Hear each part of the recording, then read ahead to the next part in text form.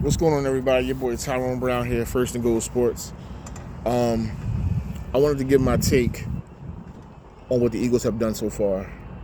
I heard a couple things, some negative reactions, some positive reactions, and I just want to give my take. My biggest thing is, I heard somebody say that I really looked up to that actually let me come on their show. The person is Angelo Vitaldi, as everybody probably already know.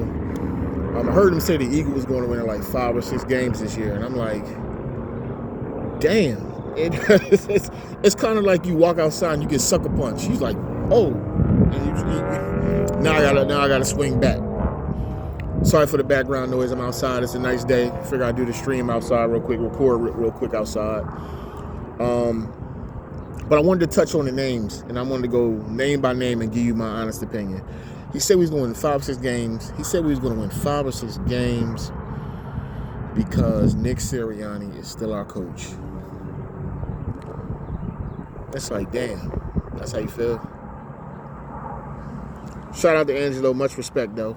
Much respect. I'm going to start off with Saquon Barkley. Of course, he's the big name. He was the big flash. You know, everybody saw, right? Everybody seen the Eagles get Saquon Barkley. And I don't think people understand who Saquon Barkley really is. He is a generational talent at the running back, much like CMC. And you saw CMC, much like Saquon Barkley, carry a bad team when he was in Carolina. When CMC was in Carolina, he was horrible. I mean, he wasn't horrible, but the team was horrible, but he still put up numbers. He got hurt a lot. And do you know why he got hurt a lot? And I'm starting to put 2 and 2 together with this stuff. He got hurt a lot because he was trying to do too much, trying to carry too much because he's by himself. Then he gets traded to the San Francisco 49ers, where he doesn't have to get himself beat up as much. He could become the game changer. He could save his body. And that's where I think we're going with the Saquon Barkley situation. Because to me, from a talent standpoint, there's nobody that can do what CMC and Saquon Barkley can do. I love DeAndre Swift, but he is no Saquon Barkley. No siree. He's a good running back, but Saquon Barkley is a great running back. There is a difference. And those who watch football know what I mean. Those who watch football know exactly what I'm talking about. When you add a Saquon Barkley to a team with a top 5 wide receiver, a top 10 wide receiver, a top 5 probably tight end, and a top 5 quarterback and a top 5 offensive line, come on now. We've seen what Saquon Barkley can do when he has pieces around him. The last time I think he had pieces around him was when he first came into the league, right, when he had Eli Manning and OBJ, and he put up some stupid numbers. He put up good numbers last year. I think, 1,500 yards total was combined receiving and rushing, with absolutely no damn body at wide receiver and no damn body at offensive line, and we damn sure know they ain't had nobody at quarterback. And this man still almost put up 10 touchdowns, over 1,500 yards, all-purpose yards. You add him to a team like the Philadelphia Eagles, who are loaded offensively, and you mean to tell me the reaction should be like, damn, what are we going to do when we play the Eagles? Now, granted, everything still has to play out, right? Everything still has to play out. But Saquon is one I wanted to start with first because he's a Swiss Army knife. He's a 3-down back. He can block. No linebacker can check him one-on-one. Nobody. And when he gets to the hole, it's over. He could take any point during the game, he could take the ball to the house. So this is the stuff I be talking about. I don't know what I be hearing sometimes. 5 or 6 games, it's like, damn. And I'm not just focused on him, but it's like across the league I'm hearing, oh, well, Saquon is not this and Saquon. I'm like, wait a minute. Are y'all watching the Saquon Barkley that everybody else is watching? This man's a dog. He's a dog. Everything still has to play out. Everybody still has to be healthy, and things have to go a certain way. We just lost. Shout out to Jason Kelce. I'm going to miss him. Hall of Fame center, first ballot. There's no replacing Jason Kelce. None. But I got to believe when my center tells me that Cam Jurgens can step right in and do a great job, I'm going to take him on his word on it until I see different. And also, shout out to Jeff Stoutland. We all know Stoutland's the man when it comes to offensive linemen. So we're going to see how it goes. Next person I'm going to talk about is not who you think. I'm going to talk about the boy Matt Hennessy. And you're going to say, well, Ty, why are you talking about Hennessy for so quick? Well, because what people don't understand, Hennessy was going to be in the O-line. He was going to be a starter before he got hurt. So then he sits on IR, Stoutland get his hands back on him. You have a potential, another all-pro offensive lineman, a guard, who got hurt. Howie is trying to get younger, faster, and stronger. He has done that. I'm going to run down the list. Hennessy is another one that we should keep our eye on as far as improving the O-line. Because now you got Johnson, right? You got Landon Dickerson. Shout out to Landon with the historic guard contract. Jurgens at the center. Guard spot on the left side is right now Tyler Steen, but you got Hennessy here too. And we all know about Malata. So we're going to see what happens. We're going to see. But to me, they're going to be a good offensive line because Stoutland's going to make sure of that. Right? So let's let it all play out. Then I'm going to move on to Bryce Huff. Come on now. He is an edge rushing linebacker who's going to be in a 3-4 hybrid scheme that Vic Fangio is going to run. The Eagles are a better team today than they were last year for two reasons. The reasons are Vic Fangio and Kellen Moore. When you add proven coordinators on a good football team, these are the things that you can expect to get better right away. The defense is going to be better scheme-wise right away. Offensive scheme-wise right away. What happened last year to the Eagles is everybody caught up to them, and there were no adjustments. You saw that Tampa Bay game. They couldn't beat the blitz. You know why they couldn't beat the blitz? Not because they don't have the personnel. God damn, we know we got the personnel. But scheme, play calling, situational play calling, knowing that the stuff is coming right at you. We all looking at it at home like, damn, they can't beat the blitz. They can't call a play to beat the blitz with Goddard, AJ, Devontae. What's going on? Jalen at the quarterback? He had a down year, but he's still Jalen damn Hurts. But teams knew that this offensive coordinator was vanilla as hell. They knew it was coming. They knew the route concepts. Todd Bowles is a good defensive coordinator. We're going to talk about Todd Bowles too. He's a good defensive coordinator. You thought you was going to bring that vanilla BS down there and beat him? No. We were struggling at the end of the year because we couldn't make no adjustments. It's that simple. So now you got two better coordinators. The team is already better just because the coordinators is better. That's how football works, people.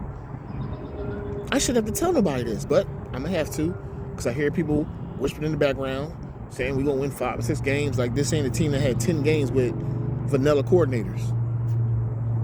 And not only that, we got faster and stronger. So Bryce Huff, along with Sweat and Hassan Reddick while he's still here, that's an improvement on the D-line. Now you lose Fletch. Shout out to Fletch, man. Hall of Fame career again. But you got Jalen Carter. You got Davis. You got Milton Williams. You still got the draft coming. You add Huff to a rotation that was limited last year. They're going to be better. They're going to be better.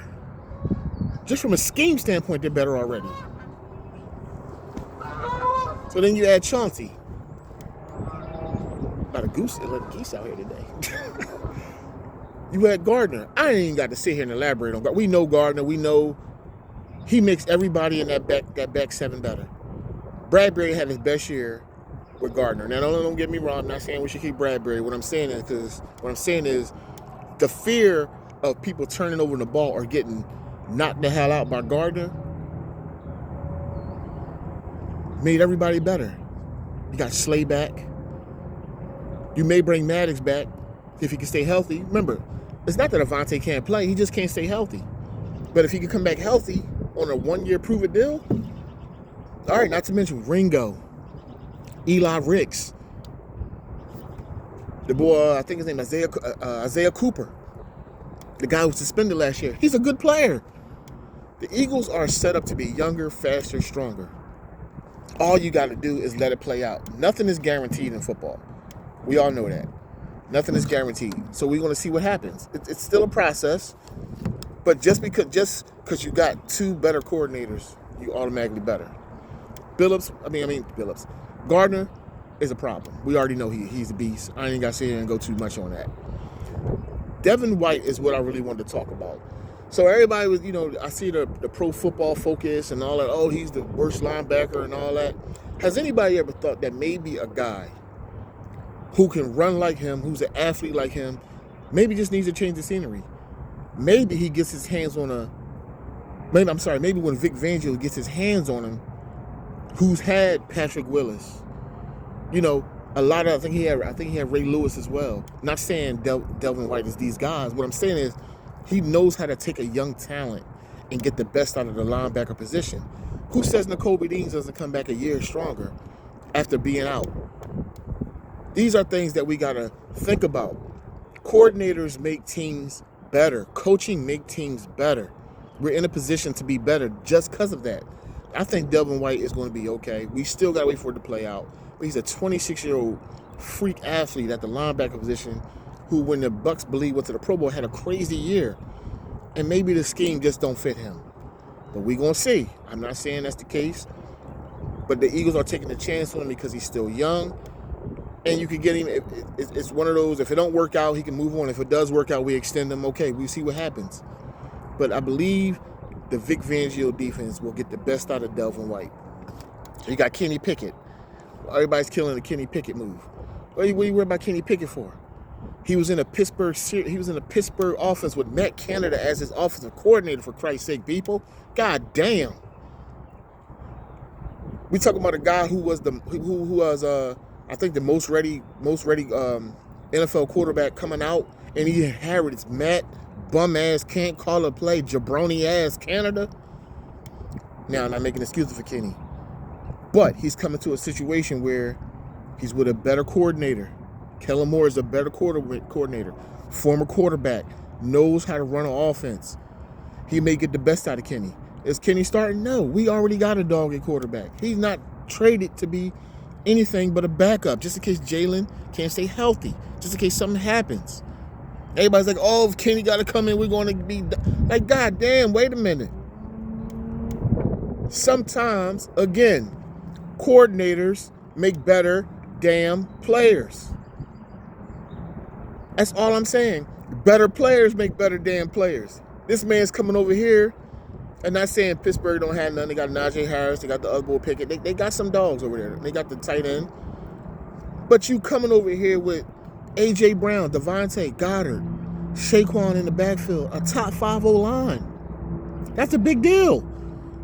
From a quarterback standpoint, from a confidence standpoint, you're like, oh, shit, I could stand back here and I could do my thing. So just let it play out, people. Devontae Parker, I heard some whispers about him. Oh, he's past his prime and all this. He's a big body. If he makes the team, would probably be a third or fourth wide receiver. But you mean to tell me a guy who's had 100-yard games, big games in this league, is not an upgrade over Quez Watkins? So you mean to tell me Devontae Parker in the red zone, if he's lined up against the team's third or fourth corner, that's not a missed damn match? I'll take that. I will take that, especially when it comes to the wide receiver screen games and stuff like that. Julio was just a little too old. And, Julio, my boy. But he was just too old because I see what the Eagles tried to do with him. But he was just too old. Devontae Parker still got some left.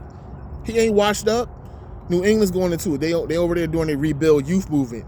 Devontae didn't fit that. He's trying to win now. He still got some years left. The boy can still play. Just let it play out, people. You got to let this shit play out. Stop getting so upset. Howie is doing what Howie does, which is win the offseason. But where they lost the offseason last year was the coordinators. That's why I keep repeating it, because I need to be very clear. They won 10 games on pure talent alone. On pure talent alone. But when the NFL caught up with that bum-ass offensive scheme called play calling, it was a wrap on both sides of the ball.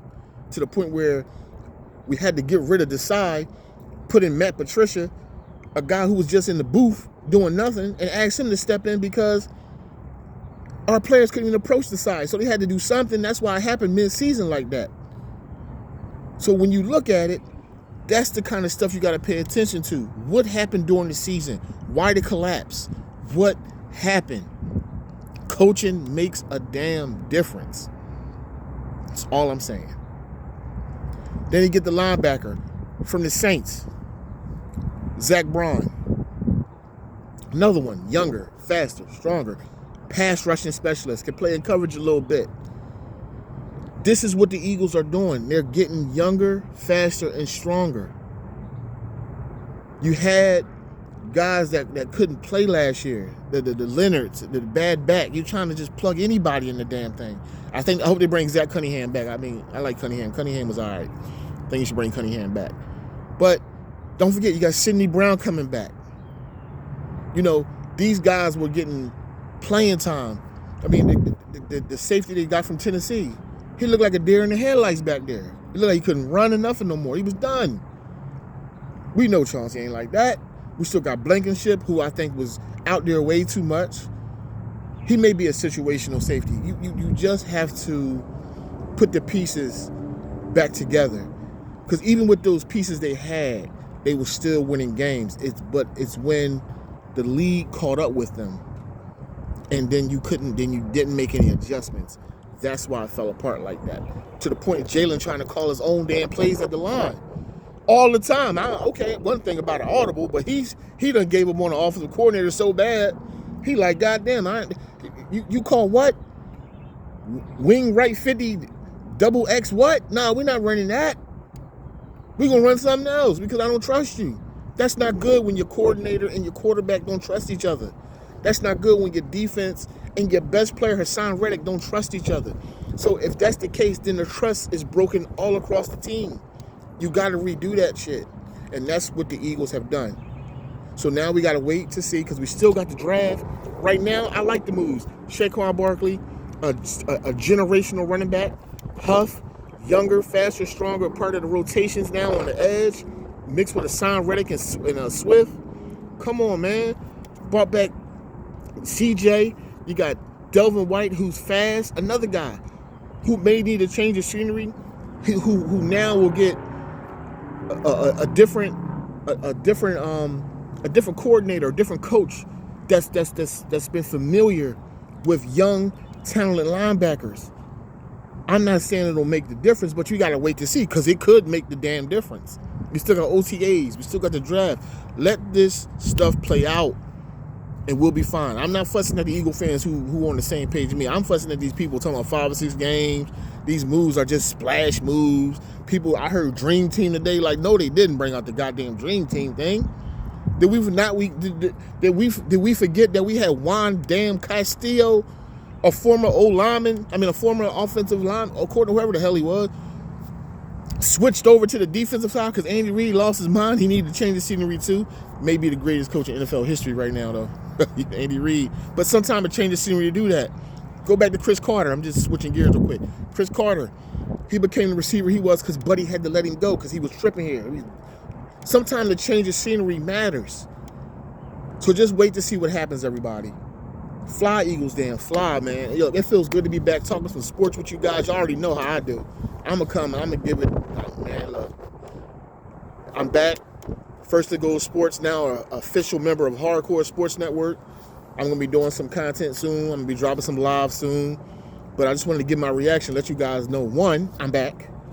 2, how I feel about the Eagles and how I feel about what everybody's saying about it. And I can't wait to see what happens during the draft. And it's still not over. It's still not over. Free agency period is still not over. I could be talking to you right now and Justin Simmons could pop up on the damn screen or something. Or they could trade what they talking about, Asante Samuel Jr. or Patrick Surtain.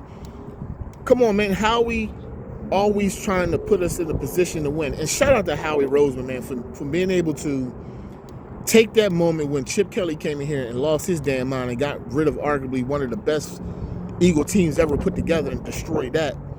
Took that time to figure out everything that needed to be done as far as cap-wise go. And he also changed his draft tendencies. He's not drafting people from Florida Central and none of that. He's taking people who's won now, Alabama, you know, the Georgias.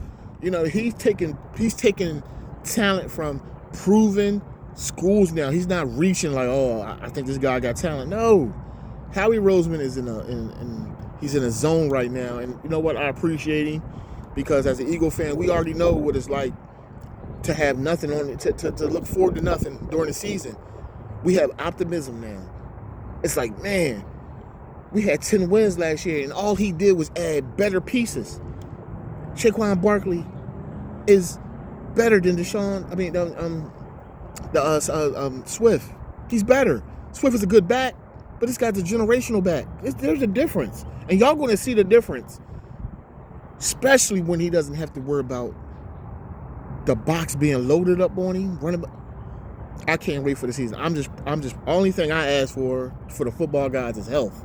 Give us health, football gods. Just give us health. Because if we got that, everything else, I believe, will take care of itself.